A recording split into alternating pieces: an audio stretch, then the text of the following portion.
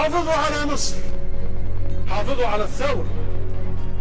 الحفاظ على الثورة اللي احنا اكتسبناه. Save Egypt, save democracy, save the revolution you helped build, save the blood of the martyrs, and don't let anyone rob you of your revolution. These were the last words of Mohamed Morsi, whose death penalty represents a leap towards the edge for the Egyptian judiciary. The judiciary sentenced Morsi to death on June 16th. He was the country's first elected president.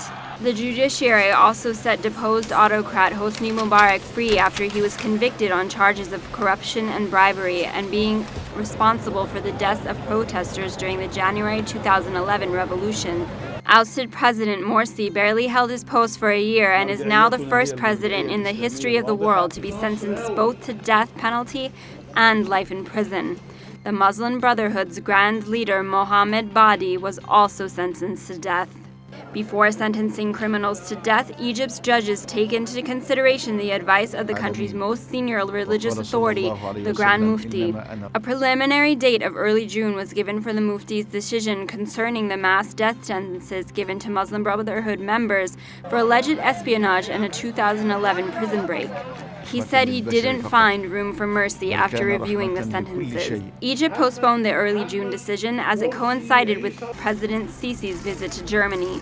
Many people and politicians announced their anger at Sisi's presence in Berlin, including the president of the Bundestag. Egyptian activists took to social media and announced the public failure of the Berlin visit.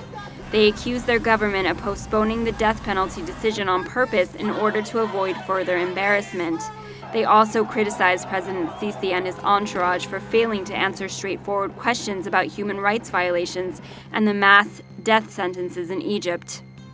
Following the decision to uphold the death sentences, the Muslim Brotherhood called for a popular uprising on its verified Facebook page.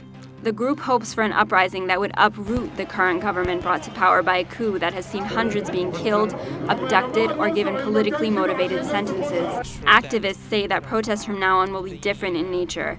Not only Muslim Brotherhood supporters were angered and shocked by the mass sentencing, but liberals and secularists as well.